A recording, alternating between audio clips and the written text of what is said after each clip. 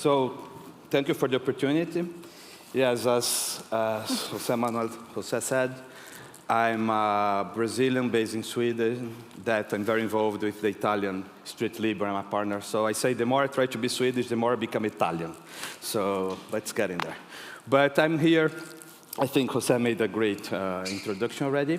So the idea here is to discuss innovation. And I asked Alyna and Salvatore to talk a little bit about what they do and how innovation is involved in their companies, and maybe bring one or two examples of successful innovation. So I'll just cut to the chase because lunch is waiting for us, and give the word to Alyna. So maybe Alyna, you can start, and then Salvador. Santiago, I'm sorry. Okay. Thank you. We always need a little bit of technology to be able to start. So, Livre, as Jose Manuel said nicely, we are in his world kind of important, but I'm not sure that everyone knows us. So we take the liberty to explain a little bit what we do, and maybe this picture helps to illustrate a little bit.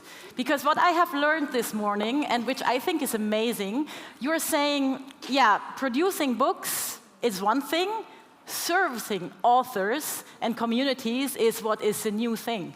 So what we want to do, we want to service the players in the book industry so that readers can get to their books. And where we are coming from, and you see this tote, which is that gray box, this is how we deliver already sustainably now for 20 years our books to more than 4,000 delivery points all over Germany.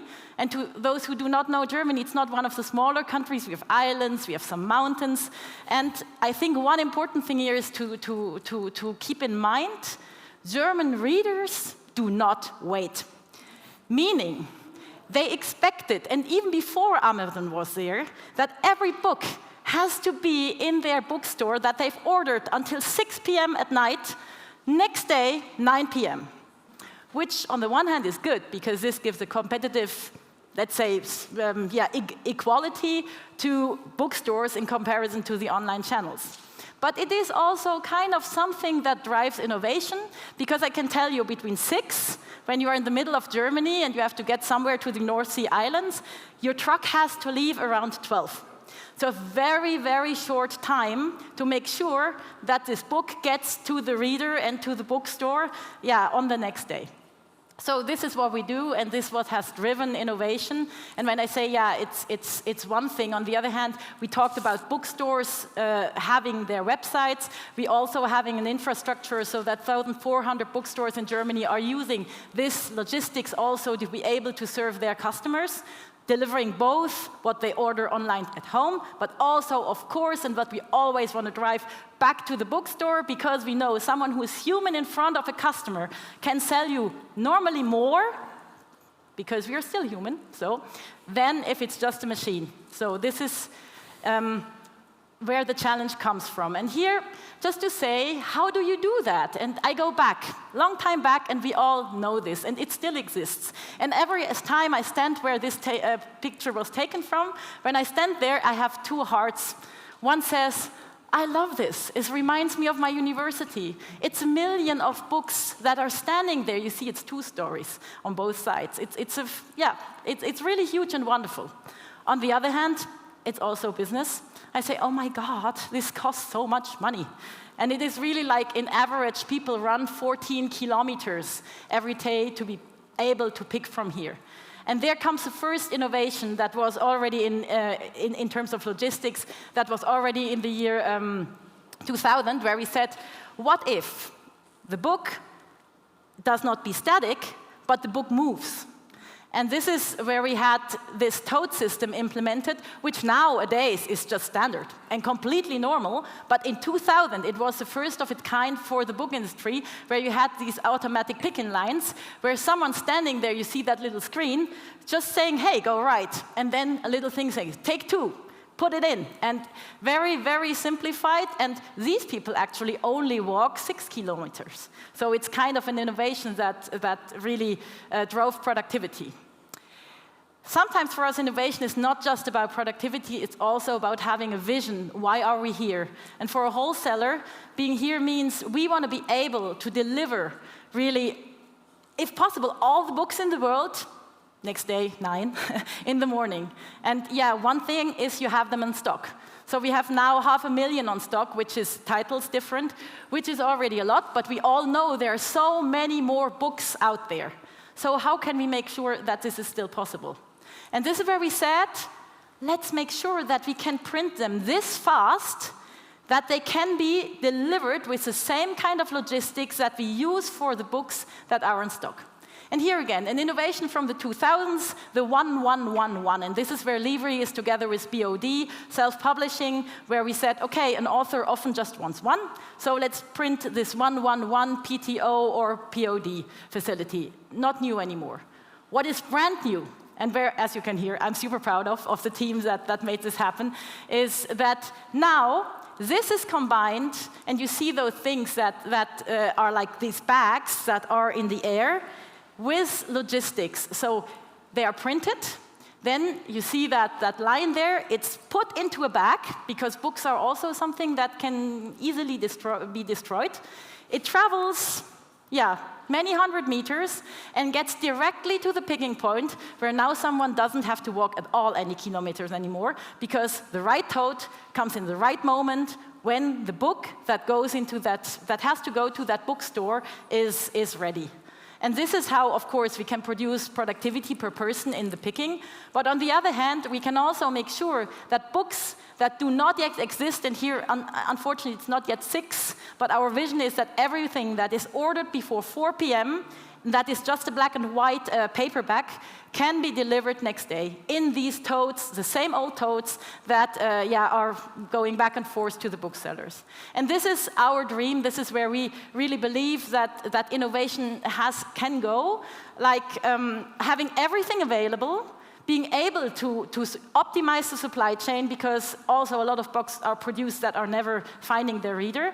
And yeah, that's the next big chapter that we are working on. Thank you. Thank you, Alyna. And Santiago, what about you? Can you share a little bit about innovation, Hachette, and particularly the Spanish markets, maybe, where we're more focused on? Yes, of course. Can you hear me? Yeah.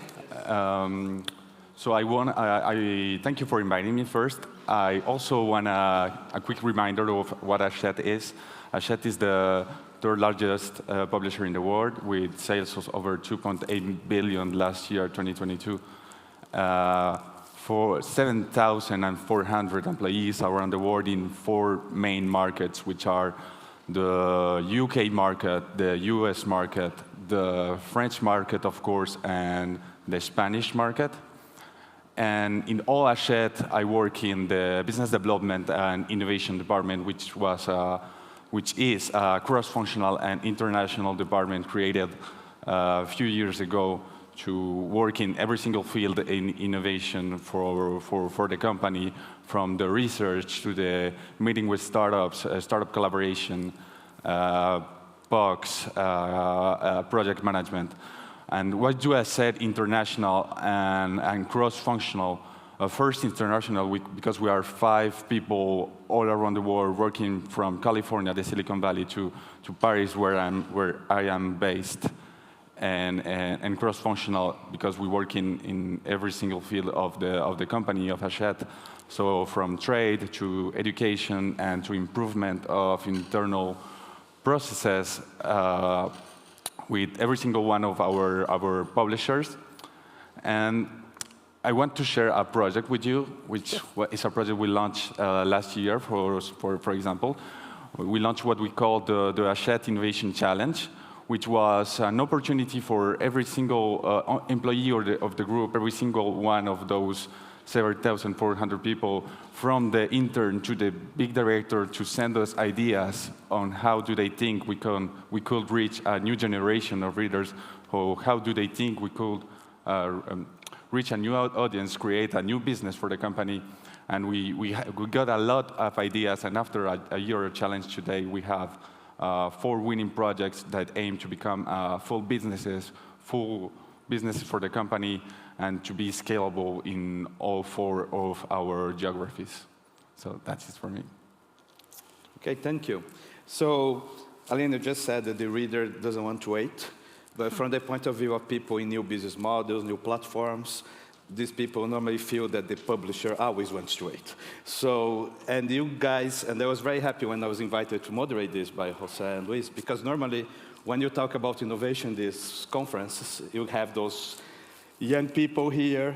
Well, Santiago is too young, but it's from my startup, I want to disrupt everything and blah, blah, blah.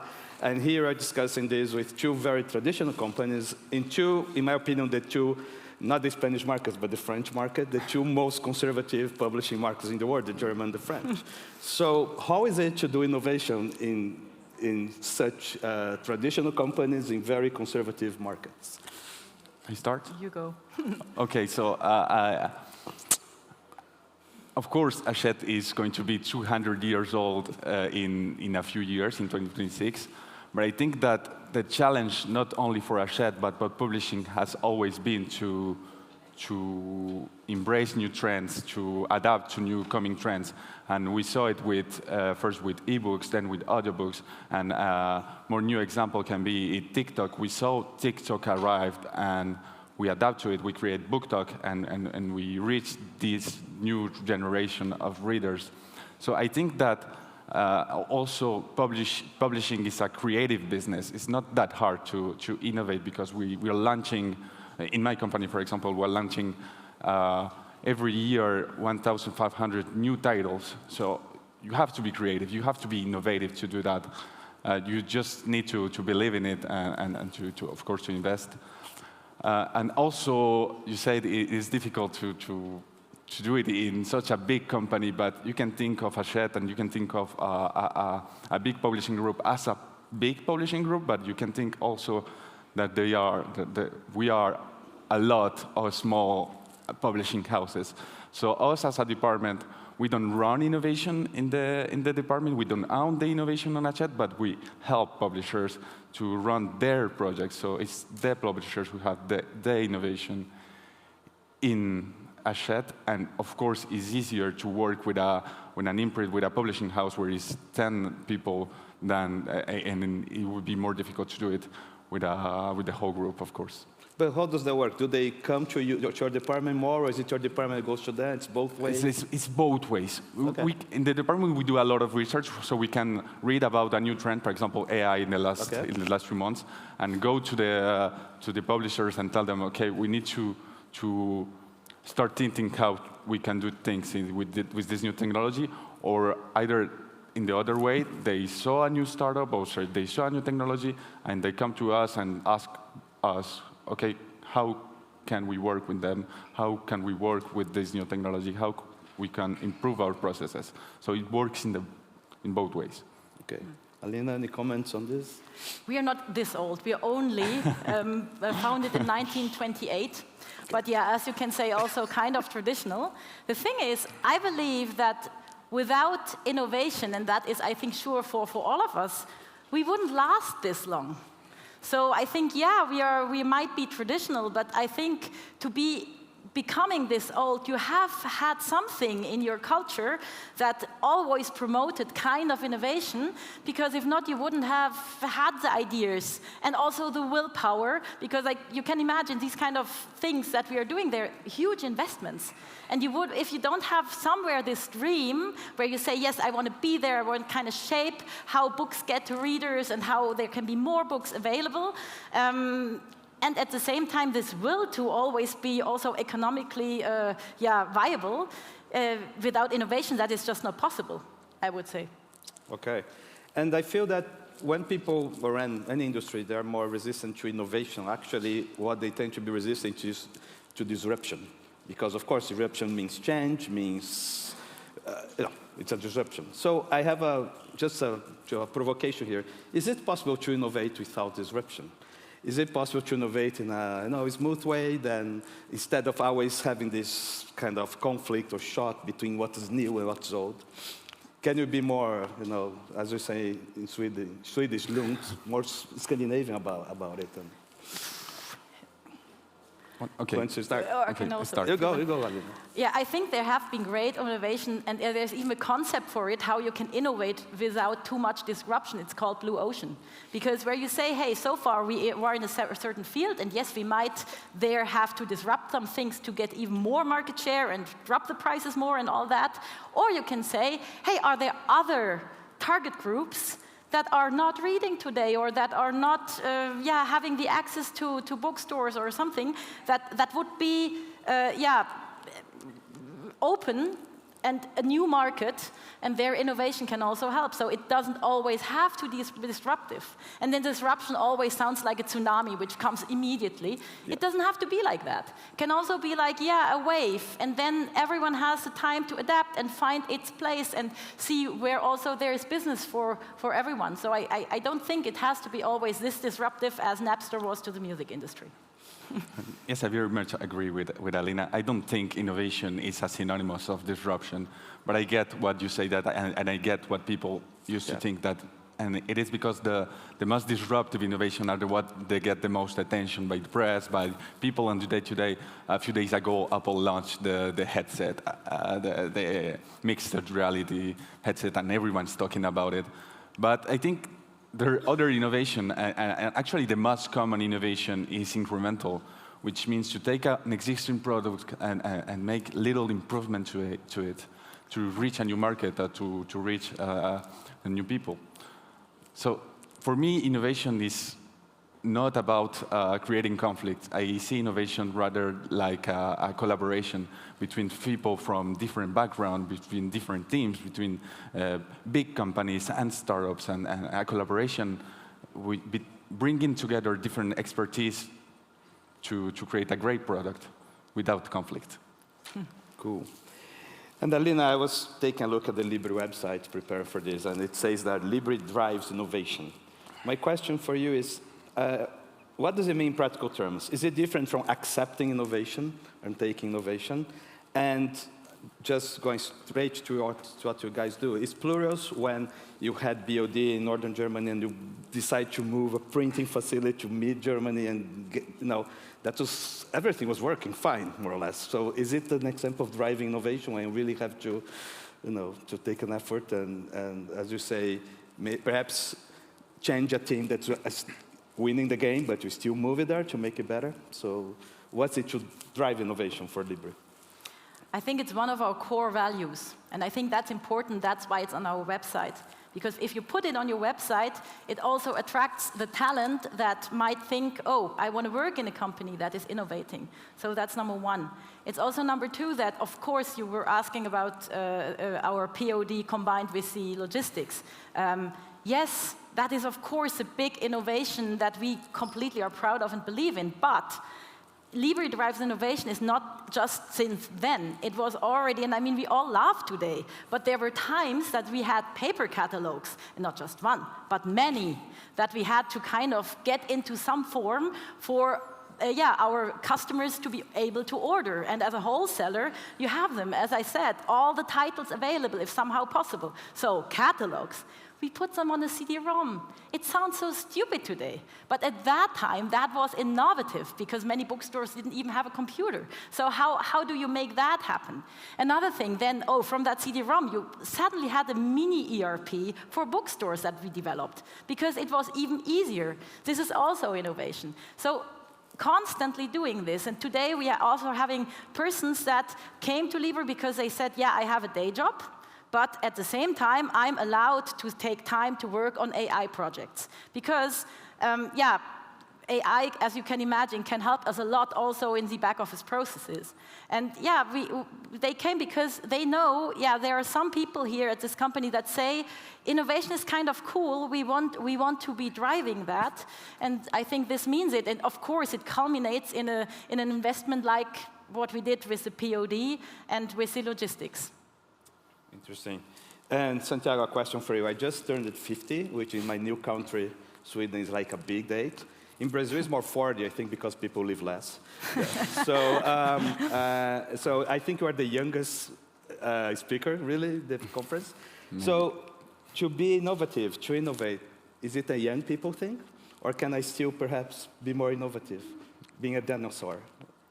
That's a good question. I don't think that that age is the most important factor to someone to be innovative. I think there's other factors that are actually more important, like, for example, the culture, like you say, Swedish, Brazilian, or even more important, the access to education. But if we are strictly talking about age, I also don't think that age is really important. But of course, we young people have a tendency to be more disruptive, to think outside of the box, those guys are wrong, to want to do new things. But that's not the only thing you need for innovate. The more experienced people have the insight, know better the market, and the best way to innovate for me is to make those two profiles to collaborate, to make a young person and a more experienced person work together in a project. For me, is the best way actually to innovate. Cool.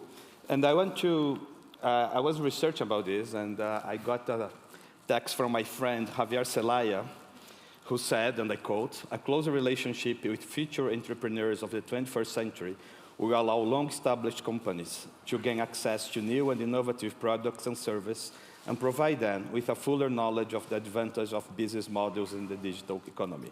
He said that only 10 years ago in 2013, in the context of a survey called How to Collaborate with Startups. This survey also showed that at that time, only 26% of publishers have ever had 26% of the publishers had never had a meeting with a startup, and only 10% were more involved on a monthly basis. Do you think the situation has changed in the last 10 years? Do you think startups are talking more? The dialogue between startups and publishers became better or bigger or more present, or are still the same? Okay, so first I have to say that I very much agree with that quote from Javier Celaya. We need to collaborate with startups. And I can't talk for all publishing, but I can talk Sure. for Hachette. And I think it's a big thing for Hachette. It's really important for us. First, for me in the department, I say it's one of my main things we do, met with startups. I think we have met in the last few years more than 500 startups.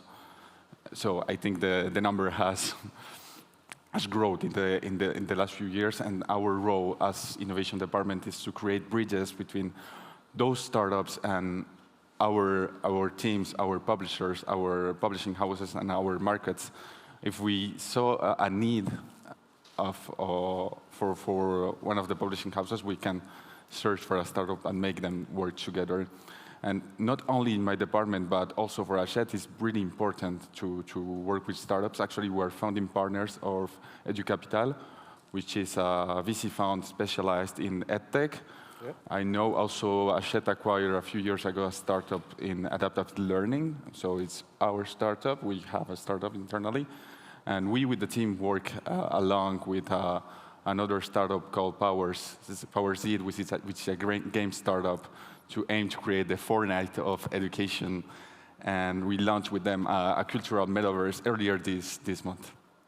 So yes, this is important, and the numbers have grown. What do you think about in Germany? And do you think startups are having a better dialogue with companies now? Or?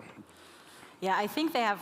First of all, I'm not a publisher. That's why I cannot really comment on the publishing industry, even for Germany. As a distributor, but, as a distributor, I think, yes, it has to be more.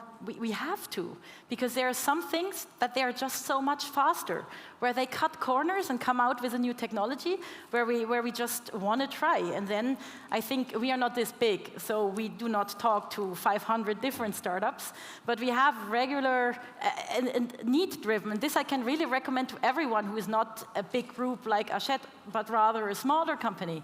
Try to see what is your need that you have, and then there are often millions of startups out there, even close to you, and then try to talk with them, try to engage, and see whether they can probably solve the problem that maybe with your incumbent view, you didn't come to the right idea.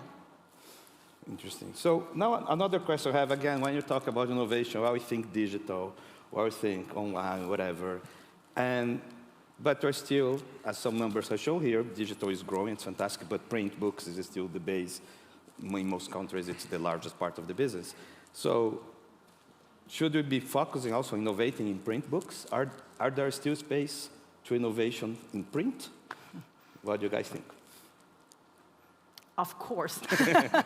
I mean, of course. And I mean, we have been hearing so much about how stories and how content and how technology will evolve the contents. And of course, that can also go into the print books. But also the way how books are managed, how books are delivered, and I mean, you saw one. That's an innovation that has to do only with print books. In these bags that you have seen, we will not be able, we can travel or transport readers, but this is done still for print book. And there are other things that can be done around print book in how they be distributed. And let's think back I mean, we heard so much yesterday about how print books are promoted today. And I mean, I have seen that because I'm now also a TikTok user on BookTok just to see what is happening there. And also it's pretty addictive. I can really recommend to go there. So when you see how books are evolving and you see these girls, mostly it's girls, I'm sorry, these girls taking off the cover, making their own covers, or putting, as we heard yesterday, and as you also can see all these post-its into it, this is kind of an innovation. And I think with these ideas, what we see, the print book can evolve. I mean, how do you say that now what was formerly white, where you have the pages, are now with wonderful, nice images on it. That's beautiful, that's innovation. And I think there are many more things to come as long as we are open to listen to what consumers want. I also think the same way. Start by saying that I don't think there is a real competition between the digital formats and the printed book, and we need to innovate in both sides.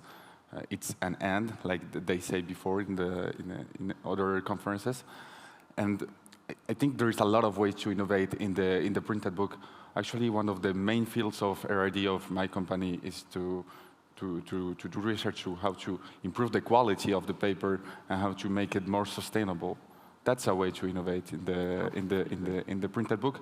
But we can also use new technologies to bring new life to the printed book and give new uses to our main product, who's still the printed book, the old printed book, like you said. We can imagine to create personalized books to reach new readers. We can imagine to create limited editions and also to use the newest technologies, just like the Google Lens or the augmented reality to play with the covers to reach new people. That's other ways to innovate. And it is important to keep in mind that the printed book is still really important for us. Mm-hmm. And I want to, because you said something super important in terms of sustainability. I think that's not so much about the book in itself, but about how we will organize the supply chain around it.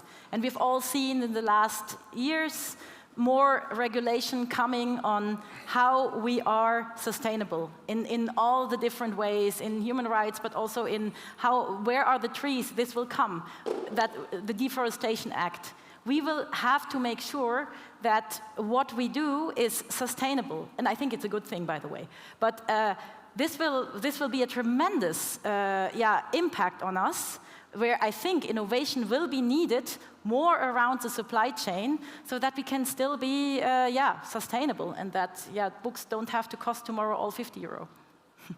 Do you think POD is going to even grow a lot more because of sustainability? And we see that, yes. We see that demand is much more increasing, so much more interest from publishers. And again, this is an important message I want to give here. POD is not something where you say, hey, I do either POD or I do offset. It's hybrid, it's both. It's so important that you can here really optimize your supply chain. The idea of POD is never to be out of stock and still not having too much overproductions. And this is something that is now technologically possible. And yes, a POD book often is not yet exactly the same. But we already did some tests where we did one POD, one offset. We said which one is which. and it was 50-50, coming back from the publisher. So it's already, in these black and white books, we are coming very, very close. And the important thing is that the reader who gets that book, and probably it's because there was maybe, either it's very old, so the book is a special interest, so he's happy to get that book anyhow, even if it looks a little bit different than the edition that came out 5 years ago. Or it is because the book is so hyped and no one has foreseen it, so the reader is going to be happy and he won't compare normally, that he can still get it. So I think there are some new ways of thinking, and I've even heard of countries where now, even in the production process for some books, you're thinking, oh, could it be also POD? Because then the switch is easier. Okay, thank you. And what advice would you give to, not just publishers, but publishing companies, book companies, that want to start being more open to innovation? Do always have to have a chief innovation office?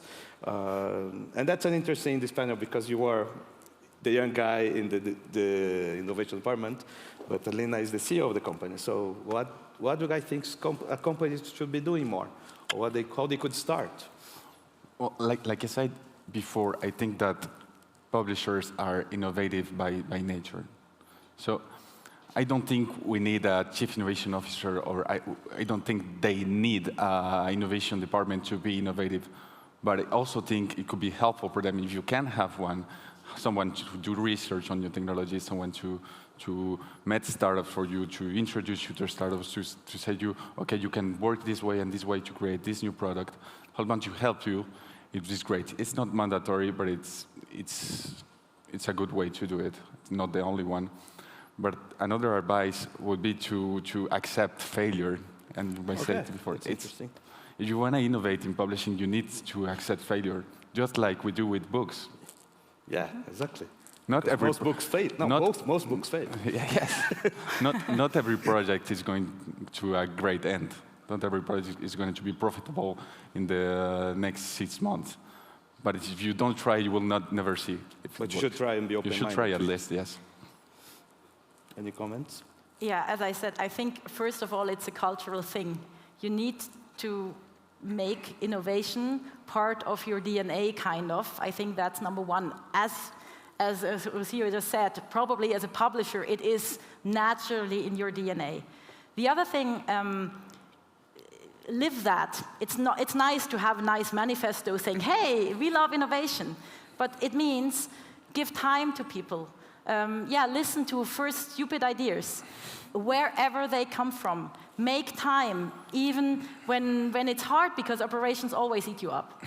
So I think that's super important. And sometimes, when you have something that is really different, like when we introduced POD as the idea, we said, let's not do it with the Libri operation, because it is very different.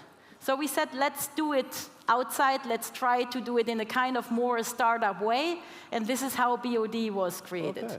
So sometimes it can help where you take something where you believe already in that it is big enough, because probably the investments into founding out your own startup are always a little bigger than just giving time to people who also have day jobs. But when you think this is something, then sometimes it helps to take it out, because then it can live its life, can cut the corners, as probably as an incumbent you don't. And I think that has helped. And then, times later, 20 years later, sometimes you can bring it back together. So that can also happen. Thank you, thank you. Do you have any questions from the audience, or everyone just wants to eat lunch? Or Rudiger?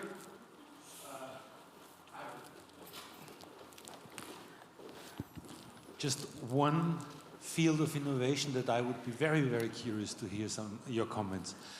The demographics in publishing.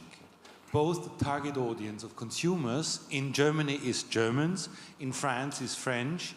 The entire change in demographics of our societies, with immigration, with much more diversity, is not part of the publishing business, not in the companies and not in the ways how the audience, the diverse, multicultural audiences are addressed. Any thoughts about this? I'm not sure I agree. Okay.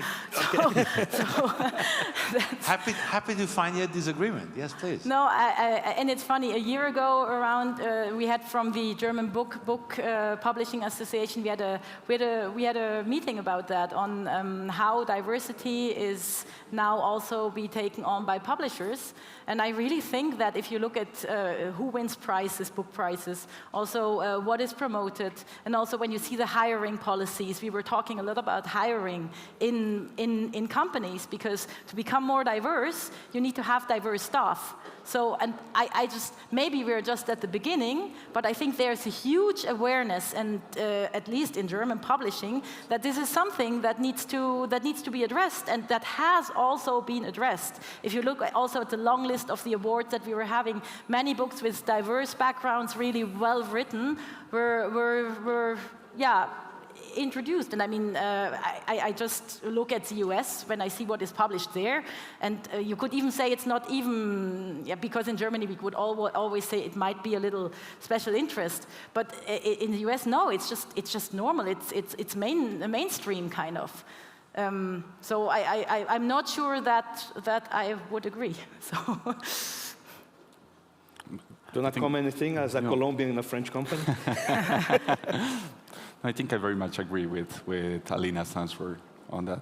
Okay. And there's another thing I want to say. In terms of internationalization, one trend we see, and I've heard talking with other book distributors all over Europe, we see that English books, and therefore a whole new idea of diversity, because there is maybe more content already there, is really growing, like double digit. And because the Generation Z, they love reading in the originals.